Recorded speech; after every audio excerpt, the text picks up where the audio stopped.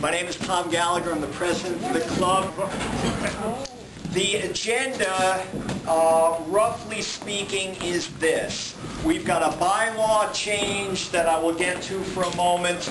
We have 3 local ballot questions, San Francisco questions, that we intend to take up.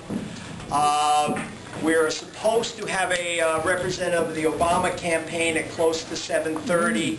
We will take that up. We have scheduled at 7:30 the main event, which is a forum or debate among all 7 of the District 9 supervisorial candidates. Tell us why you're running, what your candidacy is about, your key issues. Good evening, everyone. Thank you so much for being here. My name is Eric Casale. I'm running for a district supervisor here in our beautiful district. 3 fundamental reasons why I'm running. Well, first I want to say I'm a little bit nervous because my 2-week-old daughter is here and she still hasn't endorsed me yet, so hopefully I'll do well tonight. For 10 years, well, 3 fundamental reasons. The first is district elections. 10 years ago, we fought for district elections to give opportunities for grassroots candidates, folks like myself, who have been living and working in our community and working on all our issues, the opportunity to be able to run for district elections. And by the turnout here, this is what district elections are all about, so I'm really excited for everyone to be here, and that's one of the prime reasons I'm running. The second is my experience. I've been living and working. I grew up in this neighborhood. I grew up on 24th Street. My parents had a bicycle shop as I was growing up there, and I've been passionate about the politics of the district ever since. I've worked as a community organizer, a public educator, a program director, an executive director, all here in the district on issues ranging from affordable housing to immigrant rights to creating more affordable housing. So basically, all my work, my professional career, I've spent here in the district working on all the major issues that we confront here. Lastly, leadership. I've been a leader in our community on all these issues for many years now. I'm very proud to have been a leader against the anti-displacement movement in our community as we face displacement, particularly low-income communities of color in San Francisco, in the Mission District, here in Bernal and in Portola. We faced a housing crisis that I stepped forward and provided leadership for. Many times I've looked to for leadership on how we're going to move forward the Eastern Neighborhood plans. So I'm very proud to be here tonight in front of all of you and excited that we're really having a truly democratic election and that we're going to have district elections for the first time since Tom was really a citywide politician when he came in, very well known. Now we're really open. I'm really excited to be here with everyone. Thank you. My name is David Campos, and I'm proud to be here standing as a candidate for supervisor for District 9. Let me say that I do think that your own personal experience does define how you see the world, and I stand before you today as someone who came here with my family when I was 14. We literally crossed the border. We're one of those people that you read about in the paper, and we came here and we risked our lives because we really believe in the American dream. We really believe that this country, as imperfect as it may be, really represents the best hope for a lot of people like me throughout the world who are looking for a place where they can really develop their potential. In terms of the kind of supervisor that I want to be, I think it's only fitting that someone with my background is thinking about being a supervisor for District 9, because whatever you think of Tom Ammiano, even if you do not agree with Tom and some of the issues that he has championed over the years, Tom Ammiano has truly been a champion for those people who do not have access to power. And I want to make sure that we continue on that tradition. The District 9 supervisor has to be at the forefront of pushing issues, make sure that the rights of people and the interests of people who do not have that access, who perhaps do not know how to work the system, that those interests, those rights are represented. In terms of why I'm here and why I think that there are people like Tom Ammiano who is supporting me, is because I think that at the end of the day, it's going to take more than just being progressive. It's more than just having a certain ideology. It's about having the knowledge of how to get things done in City Hall.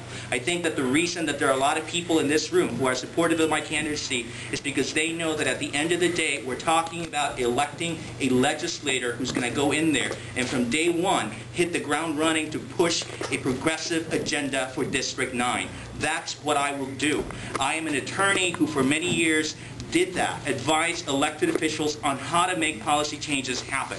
In terms of the issues that I care about, affordable housing certainly is a big priority. We have to make sure that we keep people who cannot afford in the city here in San Francisco. Public safety is also a big concern.